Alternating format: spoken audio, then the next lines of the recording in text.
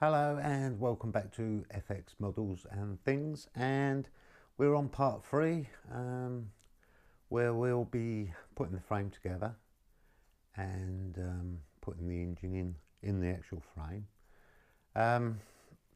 As you can see on the instructions here, there's a few bits to join up. Now when I spoke to you in part 2, I wasn't sure of whether I was going to keep the chrome on the actual frame. Well, I didn't. I just didn't like it. It was too shiny, and a lot of the bikes actually came with a black frame, so I thought I'll go black. So what I did was I brushed on the FX1, which is a flat black from Tamiya, and then I clear coated it with a satin finish just to sort of make it look a bit more realistic. So yeah, so that's the stage we're up to. Now how I removed the chrome was, you probably know, so I won't go into too much detail. Basically tip a load of bleach in a tub, sling them in a tub, and occasionally agitate it. It took 3 days to get rid of the chrome and a bit of rubbing down. So yeah, it was a bit sort of touch and go really. I was getting concerned that all the chrome wasn't going to come off. But anyway, we got the desired effect in the end. And yeah, so let's get on with it. Right.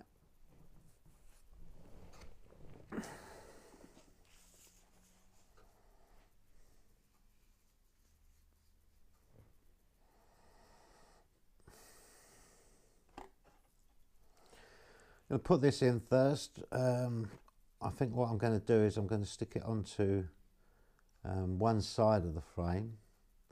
Just got to make sure I get this up the right way, which is that way. That's correct. Yep. So what we're going to do is basically take that out of there. I'm going to glue that in the one side rather than try and pop it in. And then I'll glue the other side on, and I'll do the same. I'll build up one side of the frame and hopefully just click the other one in and do the same. So right, we'll get a little bit of Tamiya fin.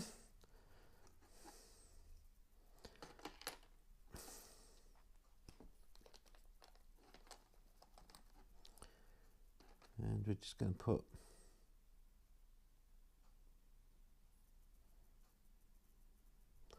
a little bit of that in there, and then we're going to get the steering column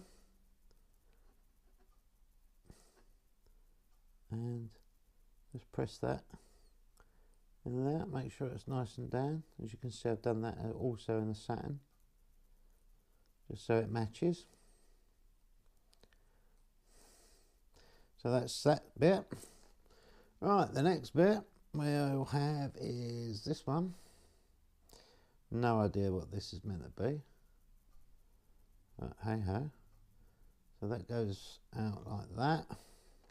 So I'm really, oh, there's a little bit of a noggin on there I didn't see. Hold on. I'm just going to put my magnifying goggles on for this one, because I can't quite see that properly. I've obviously missed it. Yeah, you can see just a little burr there, look.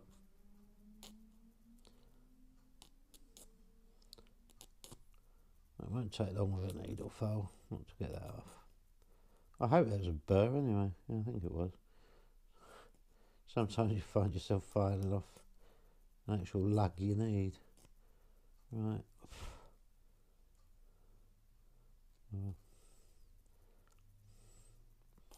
Know what happened there. Oh, I didn't spot them, but hey ho. Right, that's that cleaned up. And the way this needs to go in is for it to go like that, I think. Hold on, let's get my fingers out of the way, something like that. Okay, make the old tammer again.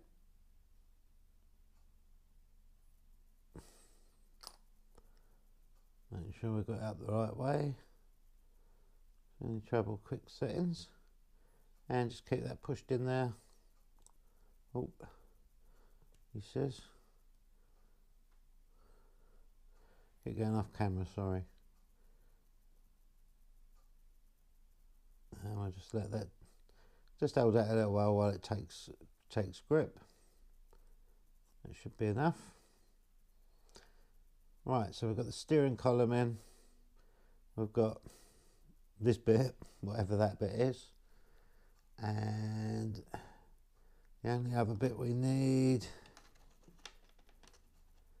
is this. And I do believe, yep, that will go, oh, this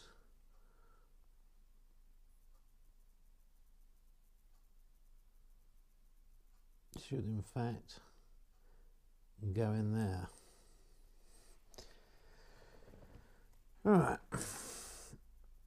it's one lesson I have learnt since I've started this channel, is just how much longer everything takes. It's not fitting very well, that. I'm not happy with that. Yeah, yeah, everything seems to take 3 times as longer, because obviously, you know, you're having to stop and film bits and bobs. I don't know, I'm gonna just nip that round there. It doesn't seem to click in there like it should do. I don't know if there's a bit of spoof on there or not. Hard to tell. But anyway, let's clean that bit up. We may as well do the same this side.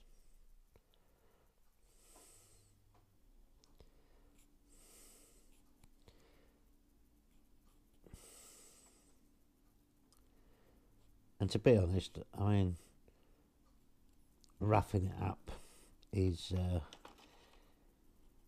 needed for the glue anyway, so you know, that itself is not a problem. I haven't painted inside any of these. But what I will do is I'm just gonna scrape round them edges. I don't know if you can see that. Just to give the glue something to bite on, I guess. Right, let's do another dry fit of that. See if we can get that to fit any better. That's definitely the bigger groove on the other side, yep. Okay, let's see. That's better. Yep, that's got in there. Right, okay, we'll get a bit of glue.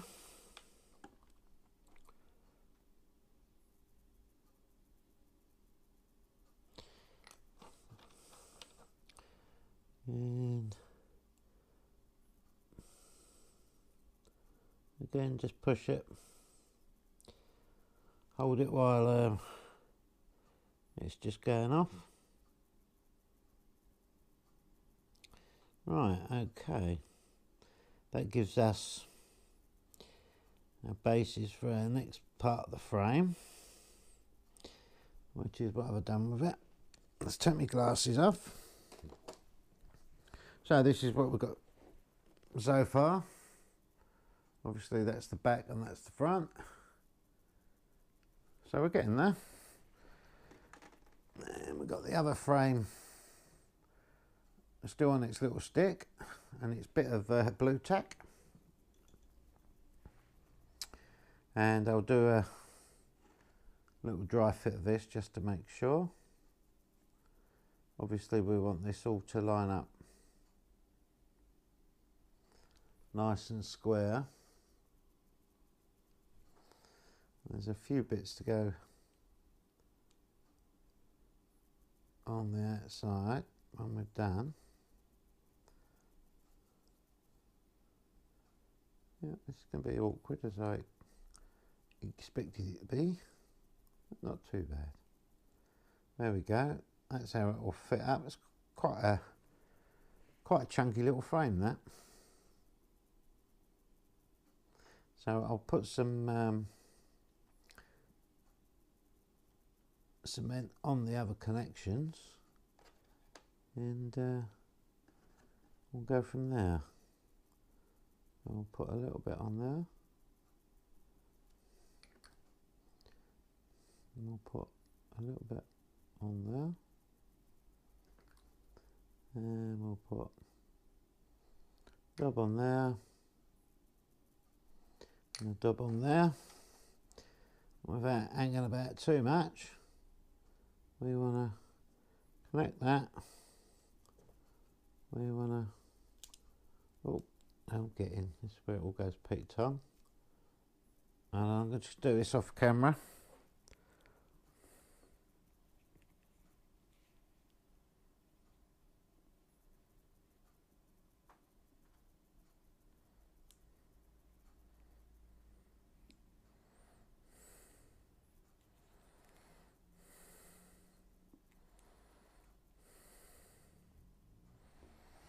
Right, once that put together, what I'm going to do is run a little bit of glue down these seams, just to give it a bit more. I can always rub that down a little if I need to. I've just noticed also my eyesight's getting bad. Now I've got a little bit of silver on the back here, but that's not a problem. I'll take that off with a file and give that a little touch up, and then I'll give the frame another coat of clear once this is all glued up and looking good. So yeah, that's not looking too bad. It's gone together reasonably well. Just put my glasses on again. Do me Mr. Magoo bit.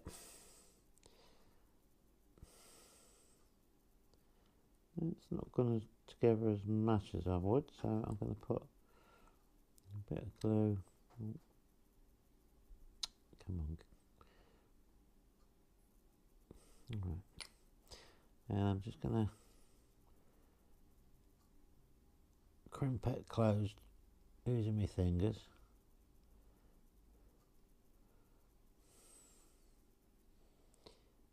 Yeah, that's good. That's alright.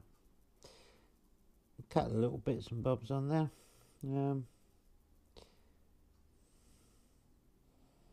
But on the whole,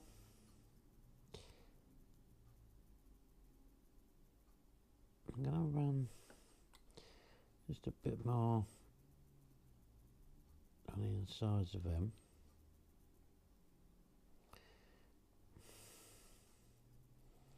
And I'm also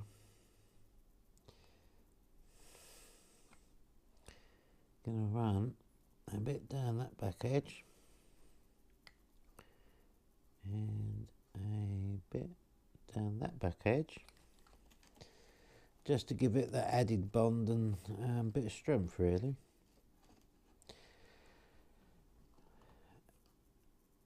I mean, the model so far, as I can't moan, has gone together pretty well.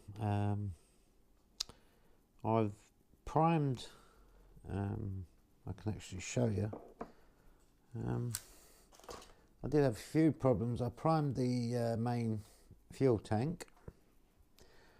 You know, just basically, I know I'm not up to that yet, but it was just basically to get it ready. And it took a lot of work. There was a lot of, I don't know what you call them, little wavy lines, casting or injection defects, I suppose. And it took a little while to get them out. So I had a little bit of filler in there, and had to remove the seam and whatever. But yeah, done it in the end. But I must admit, there was quite quite a lot of work on that. Unusual for Tamiya, but as I say, I do think this is a reasonably old kit, so maybe, you know, that's the reason moulds are getting old, or I don't know. I don't know nothing about injection moulding, so but yeah, but that's for further on anyway. Right, I'm just going to have a look at what's next for us to do on the frame. Okay, we've got this little bit, which I suppose is a connection for the fairing. Now, that's telling me that that needs to go. Oh, blimey. Everything's so small, isn't it? Right, that needs to go in there like so. I'll get my big chunky fingers out of the way. Right, that needs to go in there, and then I've got a little tiny screw, which is 1.2 by 2.5 millimeters. So that must go through and screw through to the other side. Okay. Right. So we're going to have to dig out a screw from the packet and put that in. Screw that up, and that will stay on there like so. Now I just want to make sure that that's up the right way.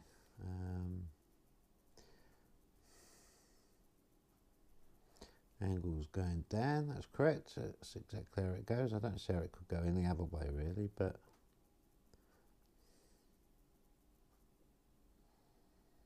that's how she blows. I think I'm going to glue that as well. Can't see no reason not to.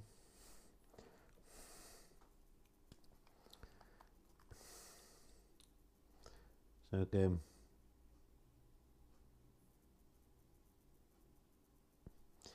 just the tiniest of dabs. It's only really to hold it while I put the screw in.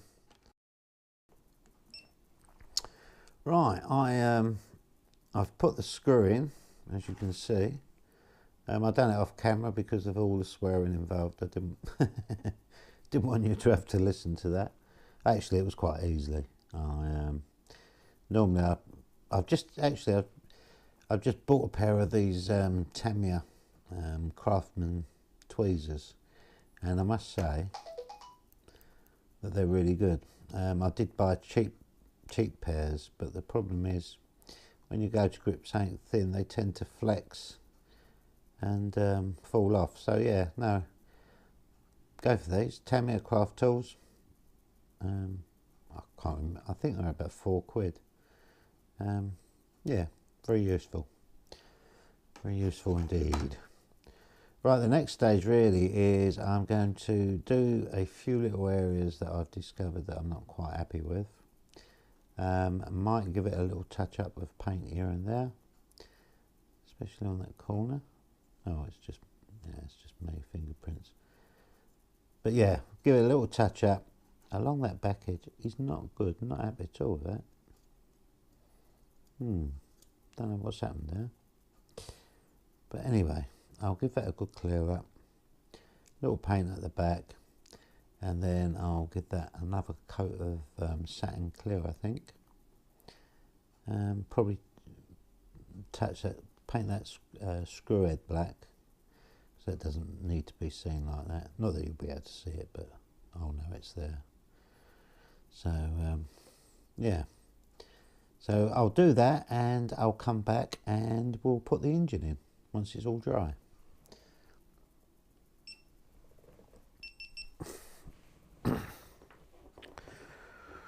Right.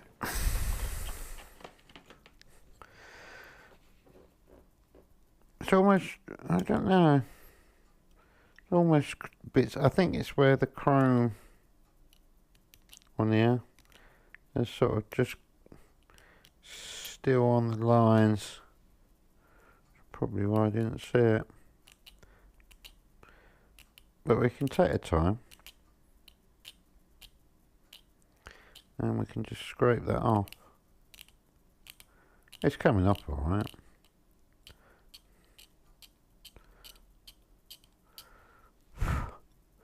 I should have noticed that.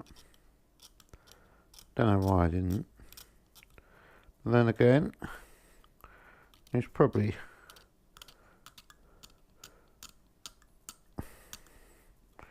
quite easy. No, it's easier to do it like this because I've got more to hold on to, really.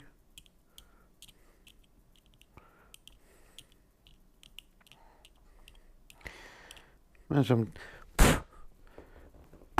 doing this, you sort of think, how did I miss that? But that just goes to show the problem for me, not making excuses, is that when I'm suffering with my fibromyalgia or the CFS, fibromyalgia, basically, if anyone don't know out there, it's a very painful muscle problem, I guess, being fibro, meaning fibre, so I presume it's muscle. You'd think I'd know, but and basically you just, well, for me anyway, I think everyone's slightly different, is your whole body is constantly in pain, and that pain varies from day to day. I mean, there are some days that I get that I'm basically good for nothing, you know, not even sitting there doing the model, because it's just, you can't concentrate because of the pain, you know. That's all you want to do basically is sit still or sleep. The other side of that is the CFS, which is chronic fatigue syndrome, and the only way I can describe that is if you can think of your worst day you've ever had flu, you know, the worst you've ever felt with having the flu virus, where you can't move, you ache, you feel like a lead weight, you just want to sleep. Well, that's CFS for you, and believe you me, it's not nice. More than anything, I get frustrated because I would, you know, I just want to get on with life, and still plenty of things out there I want to do, you know,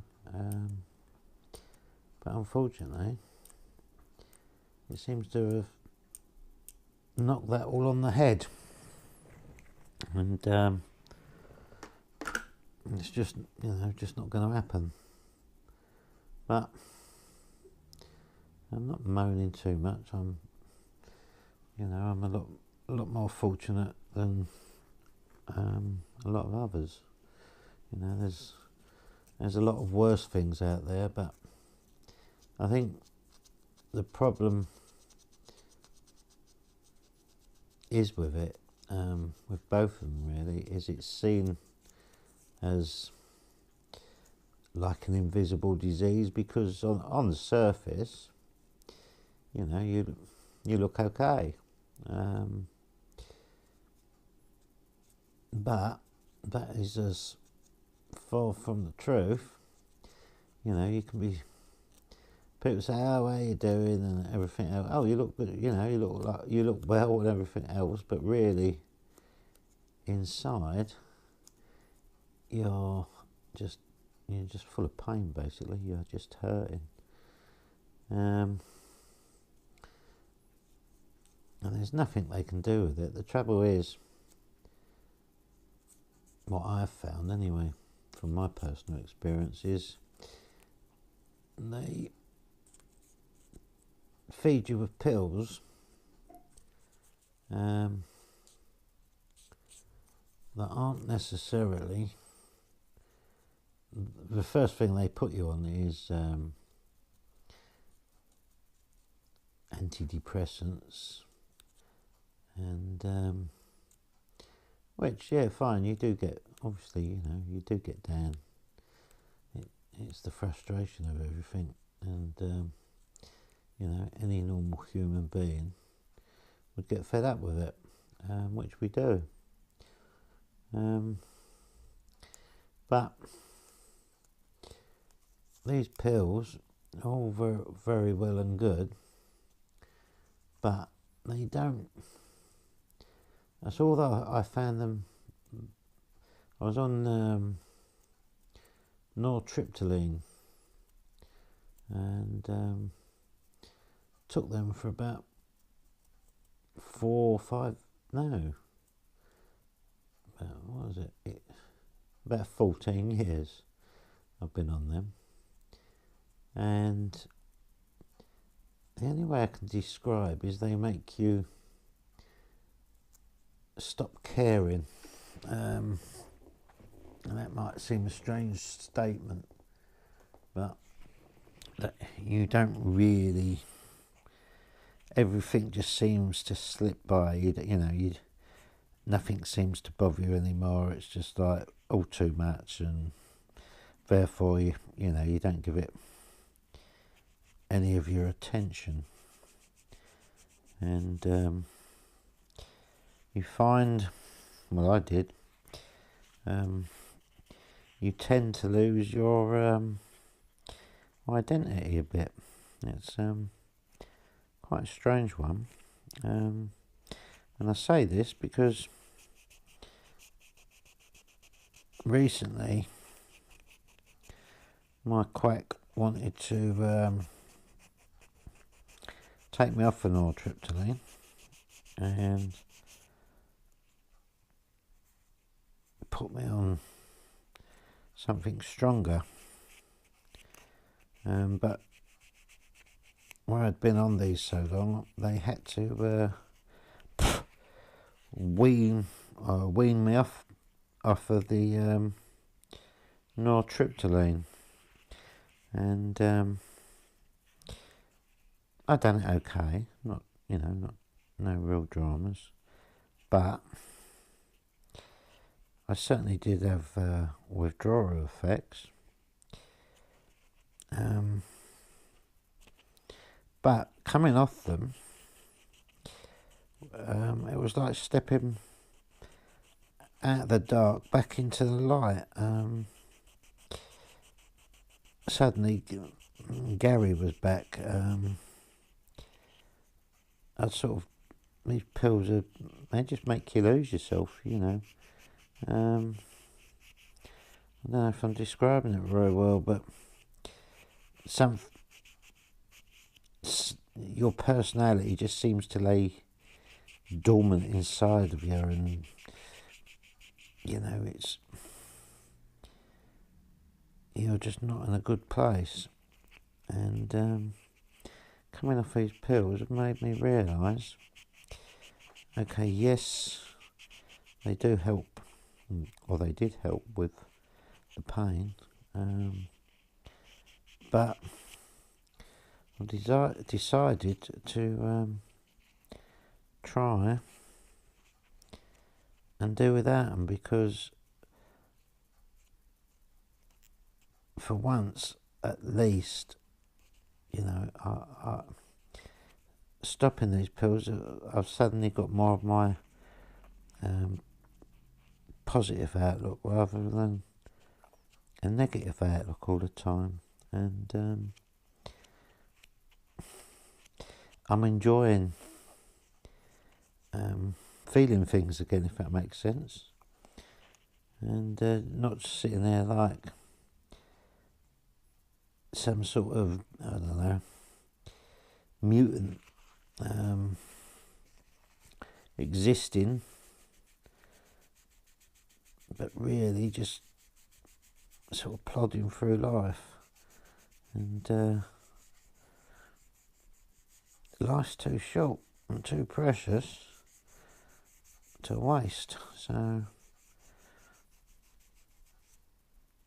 since I've come off of them, yes, my pain level has rocketed, and I am suffering a lot more.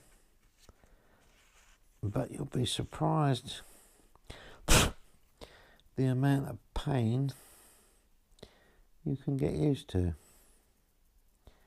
Not happy about that line. The little line on here still I want to get off. It just shouldn't be there. So it ain't gonna be. This is the thing I found, I find with modelling is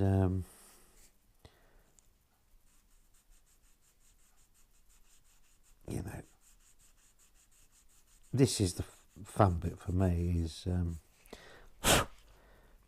painting everything, getting everything to look as it should, or as, these models obviously are, not everything's bang on with them, but it's the representation of them, I guess. That's the important thing.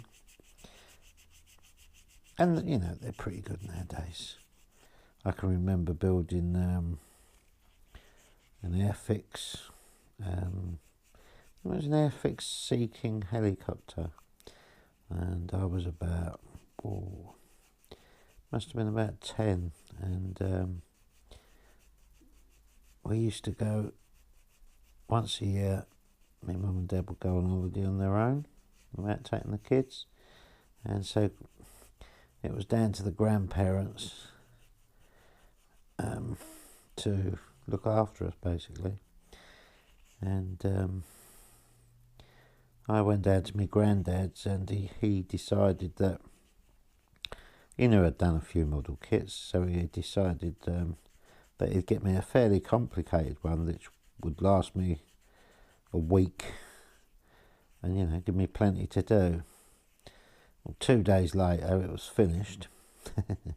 But obviously it wasn't great, and he was like totally gutted that I'd finished this model so quick. So he took me back down the local model shop and bought lots and lots of paint, and I spent the rest of the week painting it, or I should say making a mess of it, really.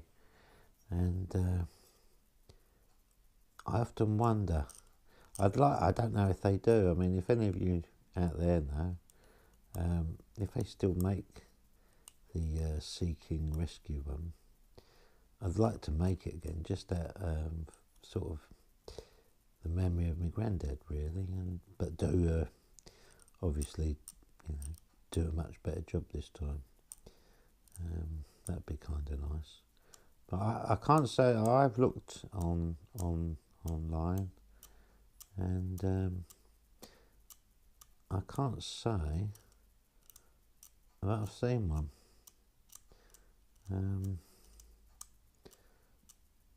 So if any of you know about that, let me know, because as I say, I'd be quite interested in that.